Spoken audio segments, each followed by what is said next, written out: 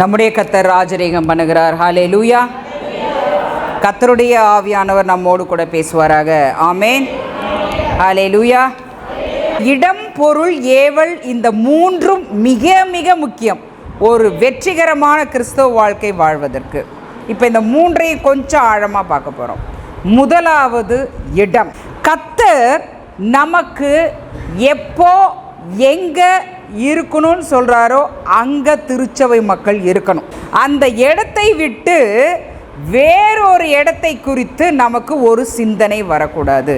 ஏன்னா ஒரு பழமொழி சொல்லுவாங்க, இக்கரைக்கு அக்கறை எப்படி இருக்குமா, பச்சை மாதிரி தெரியும், அங்கே போனதுக்கு அப்புறம் தான் அது பச்சையாக சிவப்பான்னு தெரியும். தூரத்துலேருந்து பார்க்குறப்ப அந்த ஆர்ச் இங்கேருந்து பார்க்குறப்ப ரொம்ப அழகாக தெரியும். ஆனால் அதை கிட்ட போய் பார்க்குறீங்கன்னு வச்சுக்கோங்களேன், அப்போ தான் அதில் ஒரு தப்பாக ஒரு சின்ன புள்ளி வச்சுருந்தா கூட, ஒரு தப்பாக ஒரு கோடு இழுத்துருந்தா கூட நமக்கு தெரியும். இன்றைக்கு அநேக உறவுகளுடைய விஷயத்தில் கூட எடுத்து பாருங்கள், தூரத்தில் இருக்கும் பொழுது எல்லாமே நல்லா இருக்கிற மாதிரி தெரியும். கிட்ட நெருங்க நெருங்க என்ன ஆகுது, அவங்களுக்குள்ளே இருக்கிற குறையெல்லாம் நமக்கு பெருசாக தெரியுது. ஸோ தேவனுடைய மக்கள் எப்பொழுதுமே நம்முடைய இடத்தை குறித்து நமக்கு ஒரு தெளிவு இருக்கணும். ஆபிரகாமை கர்த்தர் கானான் தேசத்தில் கொண்டு வந்து உட்கார வைக்கிறார். இப்போ தேசத்தில் பஞ்சம் வருது. எகிப்து தேசத்துக்கு போகிறான். தேவன் எனக்கு கொடுத்த குடும்பமாக இருக்கலாம், தேவன் எனக்கு கொடுத்த வேலையாக இருக்கலாம், தேவன் எனக்கு கொடுத்திருக்கிற இடமாக இருக்கலாம், எதுலேயுமே என்ன குறைகள் இருந்தாலும் சரி, அந்த குறைகளுக்கு மத்தியில் நான் தேவனுடைய வார்த்தைக்கு கீழ்ப்படிந்து அங்கு இருப்பதை நான் கற்றுக்கொள்ள வேண்டும்.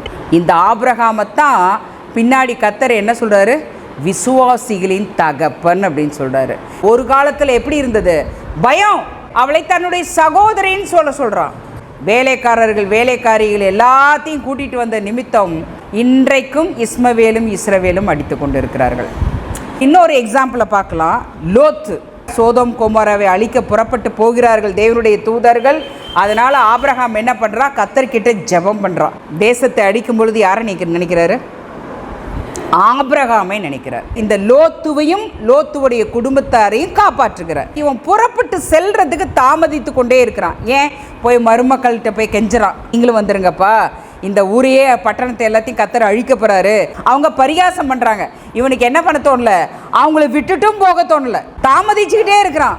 இப்போ தேவனுடைய தூதர்கள் அவனையும் அவனோட குடும்பத்தை பட்டணத்துக்கு வெளியே கொண்டு போய் விட்டுட்டு, ஆதியாகமம் 19வது அதிகாரம் 17வது வசனத்தில் சொல்கிறாங்க, அவர்களை வெளியே கொண்டு போய் விட்ட பின்பு அவர், உன் ஜீவன் தப்ப ஓடிப்போ, பின்னிட்டு பாராதே, இந்த சமபூமியில் எங்கும் நில்லாதே, நீ அழியாதபடிக்கு மலைக்கு ஓடிப்போ அப்படிங்கிறார்.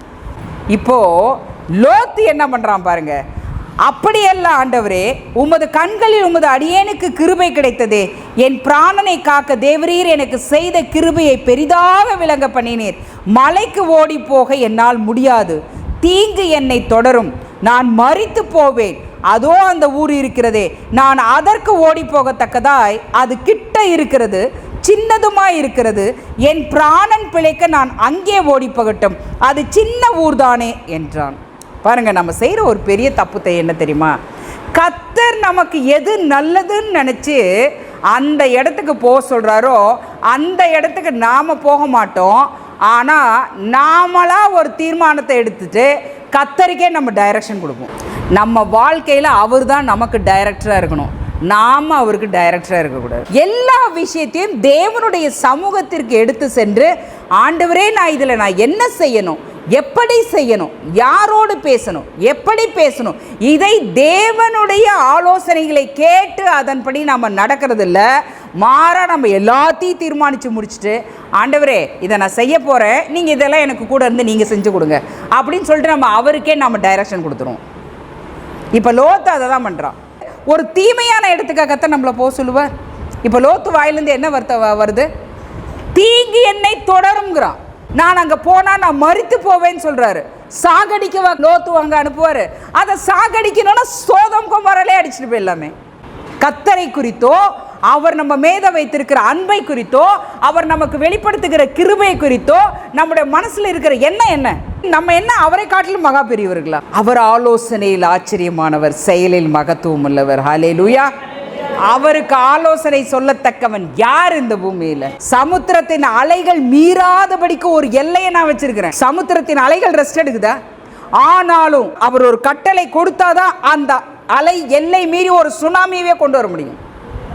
அவர் அனுமதிச்சால் ஒழிய ஒரு அலையே அதோட எல்லையை மீற முடியாதுன்னா அவ்வளவு மகத்துவம் உள்ள தேவன் லோத்துவை பார்த்து அந்த மலைக்கு ஓடி போனால் உடனே என்ன பண்ணணும்? அந்த மலைக்கு தான் ஓடி போகணும்.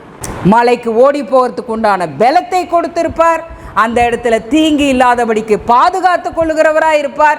நாம் அங்கு பிழைக்கும்படியாக அவர் கிருபையும் நம்மை தொடரும்படியாக செய்வார். ஆனால் லோத்து வாயிலிருந்து வந்த வார்த்தை அத்தனையும் ஆப்போசிட்டாக வருது. என்னது? வேணாம் ஆண்டவரே. பாருங்க, அநேக சூழ்நிலைகளில் நம்ம எடுக்கிற அநேக தவறான தீர்மானங்களின் நிமித்தம் கர்த்தரை பல விஷயங்கள் செய்ய நம்ம அவரை நிர்பந்தப்படுத்துகிறவர்களாக இருப்போம். இப்போ தேவனுடைய தூதன் என்ன சொல்கிறாரு அவன்கிட்ட?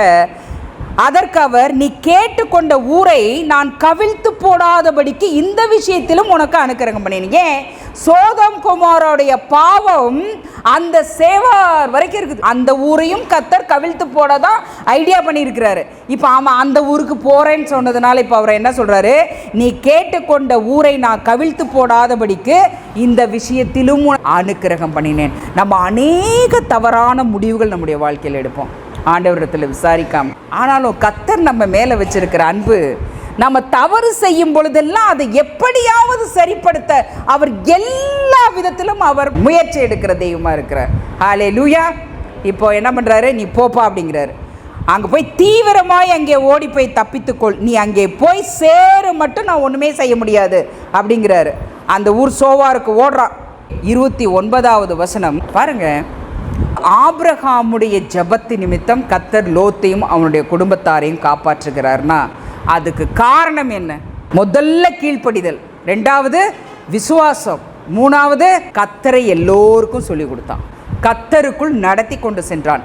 இந்த 3 முக்கியமான காரியங்கள் அவன் கர்த்தருடைய பார்வையில் நீதிமானாக தெரிகிறான். அவனுடைய ஜெபத்து நிமித்தம் இப்போ கர்த்தரை லோத்துவையும் அவருடைய குடும்பத்தாரையும் காப்பாற்றுகிறார். அப்போ நம்ம ஒவ்வொருவரும் நீதிமானாய் இருந்தால் நம்முடைய ஜெபத்து நிமித்தம் அநேகரை கர்த்தர் ரட்சிக்க வல்ல தேவனாக இருப்பார். சோவாரில் போய் இப்போ குடியிருக்கிறான். அங்கே என்ன நடக்குது? 30வது வசனம். பின்பு லோத்து சோவாரிலே குடியிருக்க பயந்து சோவாரை விட்டு போய் அவனும் அவனோட கூட அவனுடைய 2 குமாரத்திகளும் மலையிலே வாசம் பண்ணினார்கள். இதைத்தானையா முதல்ல கர்த்தர் சொன்னார். எந்த பாவத்தின் நிமித்தம் சோதோமும் குமாரையும் கர்த்தர் இப்போ அழிக்க திட்டம் கொண்டாரோ அந்த பாவம் சோவாரில இருக்குது. இவ்வளவு பாவம் பெரிய இருக்கிற இடத்துல என்னுடைய பிள்ளைகளை நான் எப்படி வளர்த்த போறேன்ற பயம் வந்துருச்சு. ஏன்? இதுவரைக்கும் கூட மனைவி இருந்த வரைக்கும் அவர்கள் இருவரையும் சோதோம் குமாராவில் அவ்வளவு கொடிய பாவங்கள் நிறைவேறி கொண்டிருக்கிறது. ஓரின சேர்க்கை பாவம் எல்லாம் 10,000 வருஷத்துக்கு முன்னாடி சோதோம் குமார நடந்து கொண்டிருக்கிறது. அந்த பாவம் நிறைந்த பட்டணத்தில் தன்னுடைய 2 பிள்ளைகளையும் சரியான பாதையிலே அவனுடைய மனைவி கூட இருந்து நடத்தி கொண்டு போயிட்டு இருக்கிறார். இப்போ அந்த மனைவி என்ன ஆயிட்டா? பின்னிட்டு பார்த்து உப்பு தூணா மாறிட்டா. இப்போ இவன் தான் பிள்ளைகளை இப்போ பராமரிக்க வேண்டிய சூழ்நிலை. இப்போ அவனுக்கு ஒரு பயம் வருது. இப்போ பயந்துட்டு எங்கே போகிறான்? மலைக்கு போகிறான். இதையே முன்னாடியே கர்த்தர் சொன்னப்போ கீழ்ப்படுகிறது இல்லை. தன்னிடத்தில் அன்பு கூறுவர்களுக்கு சகலத்தையும் நன்மைக்கு எதுவாக செய்கிற தேவனாகிய கர்த்தர். ஹல்லேலூயா. ஆனால் நம்முடைய மாம்ச சிந்தை அதற்கு விரோதமாக இருக்கும். அவிசுவாசம் நமக்குள்ள கிரியை செய்ய தான் செய்யும். ஆனால் அதை நம்ம மேற்கொள்ள பார்க்கணும். என் கர்த்தர் எனக்கு கொடுக்கிறது தி பெஸ்ட். கர்த்தர் எனக்கு சொல்கிற இடம் தி பெஸ்ட். வாழ்க்கையில் திருச்சோவை மக்கள் ஒன்று நினச்சிக்கணும், வாழ்க்கை எப்போவுமே சமபூமியாக இருக்கணும்னு நினைக்கக்கூடாது. எல்லாம் மேடு பள்ளமும் கிறிஸ்தவ வாழ்க்கையில் இருக்க தான் செய்யும். எல்லாவற்றிலும் தேவனுடைய கரம் என்னோடு இருக்கும். அதுதான் விசுவாசம். ஆபிரகாம் முறை இந்த தப்பு செய்கிறானா? 2வது முறை பார்த்தோன்னா கேராருக்கு போகிறான். அந்த அபிமெலேக்கை குறித்து இவனுக்கு ஒரு பயம் வந்துருச்சு. இது இப்போவும் சாராள் கிட்ட என்ன சொல்கிறான்? நீ என்னோட சகோதரின்னு சொல்லிடுமா அப்படின்னு சொல்லிட்டு இப்போவும் அதே மாதிரி அவ சொல்கிறா. நம்ம செய்கிற ஒவ்வொரு தப்பையும் சரி பண்ணுவதற்கு கர்த்தர் அவரை அறியாத மக்களுக்கிட்டெல்லாம் கை வைக்க வேண்டியதாக இருக்குது. அபிமெலேக்கோட வீட்டாரிடத்தில் இருக்கிற எல்லாருடைய கற்பங்களையும் அவர் அடைச்சு போட்டார். கர்த்தர் சொப்பனத்தில் தோன்றி, நீ அழைப்பித்த ஸ்திரீ நிமித்தம் நீ செத்தாய், அவள் ஒருவனுடைய மனைவியா இருக்கிறாளே. இப்போ சொல்கிறான், அவன் கர்த்தர்கிட்ட கேட்குறான், ஐயோ ஆண்டவரே, இவன் சகோதரின் இல்லை சொன்னான், இவளும் அப்படி தானே என்கிட்ட சொன்னான். நல்ல வேளை நான் உத்தம இருதயத்தோடு சுத்தமான கைகளோடும் இதை செய்தேன். நம்ம நினைக்கிறோம் நம்ம திருச்சபை மக்கள் நாம் தேவனை அறிந்திருக்கிறோம், நாம் தான் தேவனுக்கு பயப்படுகிறவர்கள் கீழ்ப்படுகிறவர்கள் நினைக்கிறோம். பாருங்கள், நம்மை காட்டிலும் அதிகமாக ஒருத்தன் கீழ்ப்படுகிறான். 20வது அதிகாரம் 9வது வசனம், அபிமெலேக்கு ஆபிரகாமை அழைப்பித்து, நீ எங்களுக்கு என்ன காரியம் செய்தாய்? நீ என் மேலும் என் ராஜ்யத்தின் மேலும் கொடிய பாவம் சுமர பண்ணுகிறதுக்கு உனக்கு நான் என்ன குற்றம் செய்தேன்? செய்யத்தகாத காரியங்களை என்னிடத்தில் செய்தாயே என்றான். கர்த்தருடைய ஜனங்களுடைய அவிசுவாசத்தின் நிமித்தம் அவன் என்ன கேள்வி கேட்குறான்? எங்கள் மேலே ஒரு குற்றம் சுமரும்படியே நீ இந்த மாதிரி காரியத்தை செஞ்சுட்டியே. நம்ம செய்கிற காரியம் கர்த்தருடைய நாமம் மகிமைப்படுவதற்கு ஏதுவாக இருக்கணும், கர்த்தருடைய நாமம் பரிசுத்தப்படுவதற்கு ஏதுவாக இருக்கணும், கர்த்தருடைய நாமம் தூஷிக்கப்படக்கூடாது, கர்த்தருடைய நாமம் பரிசுத்த குலைச்சலாகக்கூடாது. இப்போ அவன் கூப்பிட்டு ஆபிரகாமை கேட்டு என்ன கேள்வி கேட்குறான் பாருங்க. அதற்கு ஆபிரகாம், இவ்விடத்தில் தெய்வ பயம் இல்லை என்றும் என் மனைவி நிமித்தம் என்னை கொன்று பாடுவார்கள் என்றும் நான் நினைத்தேன். அந்த இடத்துல தெய்வ பயம் இல்லை அப்படின்னா ஒரு அபிமெலேக்குக்கு கர்த்தர் சொப்பனத்தில் சொன்ன உடனே பயப்படுவான் அவன். நம்ம பயப்படுறோம். விசுவாசம் அபிமெலேக்கிட்ட சொன்னால் கர்த்தர் சொன்னா நான் கீழ்ப்படியணுமா அப்படின்னு சொல்லிட்டு அந்த பாவத்தை செஞ்சிருக்கலாம் தானே. அவன் ஒரு தெய்வ பயம் இருக்கவும் தானே உடனடியாக கீழ்ப்படிஞ்சு அவனை கூப்பிட்டு உடனே அனுப்பிச்சிட்டான் சாரால கூட. அப்போ நம்ம என்ன மற்றவர்களை பற்றி புரிந்து கொள்கிறோம்? இவனை தானே நான் விசுவாசிகளுக்கே நான் தகப்பனாக தெரிந்து கொண்டிருக்கிறேன், இவன் மூலமாக தானே ஒரு ராஜாவும் ஆசாரியனுமான ஒரு சந்ததி பின்னாளில் வரணும்னு சொல்லிட்டு நான் திட்டம் செய்து கொண்டிருக்கிறேன். இவனுக்கு அந்த ஆசீர்வாதத்தை நான் மெல்கிசேதேக்கு மூலமாக நான் கொடுத்துருக்கிறேனே, இவனை விசுவாசத்தில் நான் பலப்படுத்தணும்னு சொல்லிட்டு இப்போ கர்த்தர் என்ன பண்ணுறாரு? அபிமெலேக்குடைய வீட்டாரிடத்தில் எல்லாருடைய கற்பத்தையும் அடைச்சிட்டு அவங்ககிட்ட சொல்கிறாரு, நீ ஆபிரகாம் ஒரு தீர்க்கதரிசி, அவன் உனக்காக வேண்டுதல் செய்வான், அப்பொழுது நீங்கள் பிழைப்பீர்கள் சொல்ற. ஆபிரகாம் தேவனை நோக்கி வேண்டிக் கொண்டான். அப்பொழுது தேவன் அபிமெலேக்கையும் அவன் மனைவியையும் அவனுடைய வேலைக்காரிகளையும் குணமாக்கி பிள்ளை பெறும்படி அனுக்கிரகம் பண்ணினார். நீ பயப்படாத, விசுவாசத்தில் நீ ஸ்ட்ராங்காக இருக்கணும். நான் எப்பொழுதும் உன் கூட இருந்து நடத்த வல்ல தேவங்கிறது நீ நல்லா புரிந்து கொண்டு நீ விசுவாசத்தில் ஆணிவேர் விட்டு வளரணும். ஆபிரகாம், நீ தான் விசுவாசிகளுக்கே தகப்பனாக இருக்க போற அப்படின்னு சொல்லிட்டு அவனுடைய விசுவாசத்தை அதிகரிக்கிறதுக்கு நீ ஜெபம் பண்ணாதான் நான் கேட்பேங்கிறார். எவ்வளவு நல்ல தெய்வம் பார்த்தீங்களா? ஏன் அபிமெலேக்கு தான் கீழ்ப்படிஞ்சிட்டானே, உடனே அவங்களோட கர்ப்பத்தை எல்லாம் இவர் திறந்திருக்கலாம் தானே. ஆபிரகாமை விசுவாசத்தில் வல்லவனாக்கணும். பாருங்க, அந்த தெய்வம் எவ்வளவு நல்ல தெய்வம். ரெண்டாவது, பொருள். இந்த பூமியிலே வாழ்கிறதுக்கு நிறைய விஷயங்கள் நமக்கு தேவை. நம்முடைய தேவைகள் எல்லாவற்றையும் கர்த்தர் அறிந்திருக்கிறார். நமக்கு என்ன வேணும், நம்முடைய குடும்பத்துக்கு என்ன வேணும், திருச்சபைக்கு என்ன வேணும், எல்லாவற்றையும் தேவன் அறிந்திருக்கிறார். ஆனால் அந்த பொருள் தேவன் நமக்கு கொடுத்ததா அப்படிங்கிறதுல நம்ம ஜாக்கிரதை உள்ளவர்களாக இருக்கணும். விசுவாசத்தினால் வராத யாவும் பாவமே. ஒரு ஆணியாக இருந்தால் கூட கர்த்தர் கொடுக்கலைன்னா எனக்கு அந்த ஆணி வேண்டான்னு முடிவு பண்ணுங்க. வாழ்க்கையில் கர்த்தர் இதை நம்மக்கிட்ட எதிர்பார்க்கிறார். ஆபிரகாம் பாருங்க, முதல்ல ஒரு தப்பு பண்ணுறான். இந்த பார்வோன் கொடுத்த உடனே எல்லாவற்றையும் வாங்கிட்டான். முதல்ல இப்போ யோசிக்கணும், என்னது கொடுத்தவன் யார், எதுக்காக கொடுத்தான், இது எனக்கு கர்த்தர் கொடுத்ததா? இதை ஆபிரகாம் யோசிக்கவே இல்லை. ஆதியாகமம் 12வது அதிகாரம் 16வது வசனத்தில், அவள் நிமித்தம் அவன் ஆபிரகாமுக்கு தயை பாராட்டினான். சாராள் அழகுள்ளவளாய் இருந்தா அந்த சாராள் நிமித்தம் கொடுக்கிறவன் யாரு? பார்வோன். சகல பாவங்களை செய்கின்ற ராஜா, மற்றவர்களை அடிமைத்தனப்படுத்தி ஆளுகை செய்யணும்னு நினைக்கிறார் ராஜா. பாபிலோன் தான் ஒட்டுமொத்த பாவங்களுக்கு தாய் என்று வேதத்தில் சொல்லப்பட்டிருக்கு. அந்த தேசத்துடைய ராஜா. சாராள் நிமித்தம் ஆடுகள், மாடுகள், கழுதைகள், வேலைக்காரர்கள், வேலைக்காரிகள், கோழியை கழுதைகள், ஒட்டகங்கள் எல்லாமே கிடைக்குது. இப்போ ஆபிரகாம் எல்லாத்தையும் வாங்கிட்டு வந்தான். இது தப்பு. ஆனால் அடுத்த முறை தன்னை திருத்தி கொள்ளுகிறான்.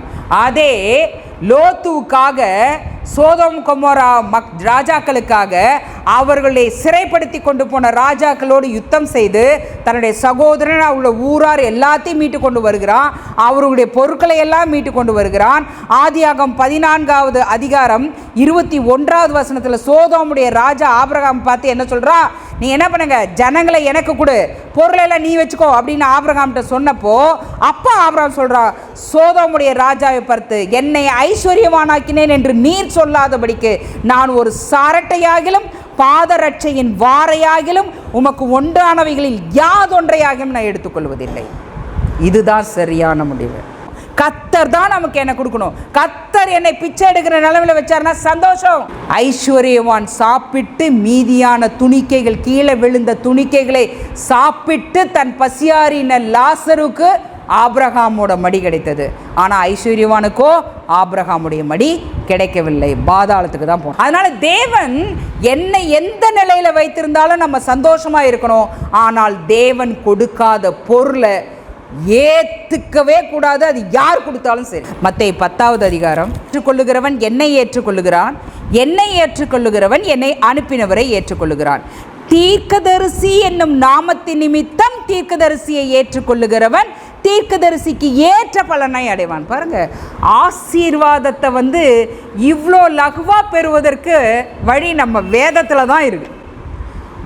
ஒருத்தர் கர்த்தருடைய தீர்க்கதரிசியை அவர் தீர்க்கதரிசிங்கிறதுனால ஏற்றுக்கொண்டா அந்த தீர்க்கதரிசிக்கு ஏற்ற பலன் இவர்களுக்கு கிடைச்சது. யாருக்கு கிடைச்சது?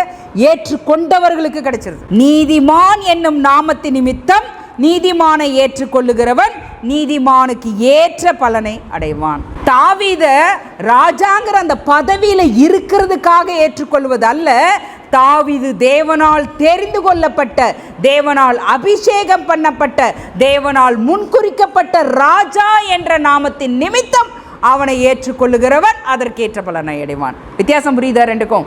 சீஷன் என்னும் நாமத்தின் நிமித்தம் இந்த சிறியரில் ஒருவனுக்கு ஒரு கலசம் தண்ணீர் மாத்திரம் கொடுக்கிறவனும் தன் பலனை அடையாமற் போவான். அப்போ எனக்கு எதுக்காக என்ன யாருக்கிட்ட இருந்து கிடைக்குது? இது கர்த்தர் எனக்கு கொடுத்தாரா, இது கர்த்தர் கொடுக்கலன்னா அது என்ன எத்தனை கோடியாக இருந்தாலும் சரி அது உங்கள்கிட்டே இருக்கட்டும் வச்சுக்கோங்க அப்படின்னு தானியேல் பெல்ஷாத்சார்கிட்ட சொன்ன மாதிரி சொல்ல பழகணும். நோ சொல்ல பழகணும். ஹல்லேலூயா. அது தேவனை அறிந்தவர்களாக இருந்தாலும் சரி, தேவனை அறியாதவர்களாக இருந்தாலும் சரி. ஏன்னா கண்மூடித்தனமாக தேவனை அறிந்தவர்கள் கொடுக்கறது எல்லாமே கர்த்தர் கொடுக்கறதுன்னு நினச்சிக்காதீங்க. எப்படிப்பட்ட வழியில் வந்தது அது நமக்கு தெரியாது, அது கர்த்தருக்குத்தான் தெரியும்.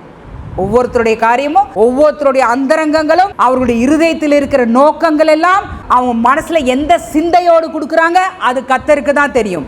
அதனால தேவனை அறிந்தவர்களாக இருந்தாலும் சரி, தேவனை அறியாதவர்களாக இருந்தாலும் சரி, தேவன் நமக்கு கொடுக்கிறார் என்று உணர்வை கொடுத்து அதை ஏற்றுக்கொள்ள சொல்லி அனுமதி கொடுத்தா மட்டும் அதை ஏற்றுக்கோங்க, இல்லைன்னா அதை தயவு செஞ்சு ஏற்றுக்காது. கர்த்தர் கொடுத்ததை சந்தோஷமாக ஏற்றுக்கணும், கர்த்தர் கொடுக்கலையே நோ. 3வது காரியம் ஏவல். ஏவல்னா கட்டளை. ஒரே ஒரு வார்த்தையில் ஆண்டவர் இயேசு முற்றிலுமாக சொல்லிட்டாரு. மத்தேயு 5வது அதிகாரம் 48வது வசனம், பரலோகத்தில் இருக்கிற உங்கள் பிதா பூரண சற்குணராய் இருக்கிறது போல நீங்களும் பூரண சற்குணராய் இருக்க கடவீர்கள். ஒரே லைனில் நான் அதை முடிக்க விரும்புகிறேன். தனித்தனியாக அவர் மலை பிரசங்கத்தில் பெரிய பிரசங்கமாக பண்ணி முடிச்சுட்டு ஒரே லைனில் கடைசியாக முடிச்சிட்டார். நம்முடைய எண்ணங்கள், நம்முடைய வார்த்தைகள், நம்முடைய செய்கைகள் எல்லாமே அவருக்கு பிரியமாக இருக்கணும், அவரை சந்தோஷப்படுத்துகிறதா இருக்கணும், அவருடைய நாமத்தை பரிசுத்தப்படுத்துகிறதா இருக்கணும், அவருடைய நாமத்தை மகிமைப்படுத்துகிறதா இருக்கணும். இதுதான் ஆண்டவர் இயேசு நமக்கு கொடுத்திருக்கிற கட்டளை. அப்படி இந்த பூமியில் கடைசி வரைக்கும் நிலைச்சு நின்னா மட்டும்தான் வெளிப்படுத்தின விசேஷம் 7வது அதிகாரம் 9வது வசனத்திலேருந்து பார்த்தோம்னா, இவைகளுக்கு பின்பு நான் பார்த்தபோது இதோ சகல ஜாதிகளிலும் கோத்திரங்களிலும் ஜனங்களிலும் பாஷைக்காரரிலும் இருந்து வந்ததும் ஒருவனும் எண்ணக்கூடாததுமான திரளான கூட்டமாகிய ஜனங்கள் வெள்ளை அங்கிகளை தரித்து தங்கள் கைகளில் குருத்தோலைகளை பிடித்து சிங்காசனத்திற்கு முன்பாகவும் ஆட்டுக்குட்டியானவருக்கு முன்பாகவும் நிற்க கண்டேன். அவர்கள் மகா சத்தமிட்டு, ரட்சிப்பின் மகிமை சிங்காசனத்தின் மேல் வீற்றிருக்கிற எங்கள் தேவனுக்கும் ஆட்டுக்குட்டியானவருக்கும் உண்டாவதாக என்று ஆர்ப்பரித்தார்கள். தூதர்கள் யாவரும் சிங்காசனத்தையும் மூப்பர்களையும் 4 ஜீவன்களையும் சூழ நின்று சிங்காசனத்திற்கு முன்பாக முகங்குப்புற விழுந்து தேவனை தொழுது கொண்டு, ஆமென், எங்கள் தேவனுக்கு துதியும் மகிமையும் ஞானமும் ஸ்தோத்திரமும் கனமும் வல்லமையும் பெலனும் சதா காலங்களிலும் உண்டாவதாக ஆமென் என்றார்கள். அப்பொழுது மூப்பர்களில் ஒருவன் என்னை நோக்கி, வெள்ளை அங்கிகளை தரித்திருக்கிற இவர்கள் யார், எங்கே இருந்து வந்தார்கள் என்று கேட்டான். அதற்கு நான், ஆண்டவனே, அது உமக்கே தெரியும் என்றேன்.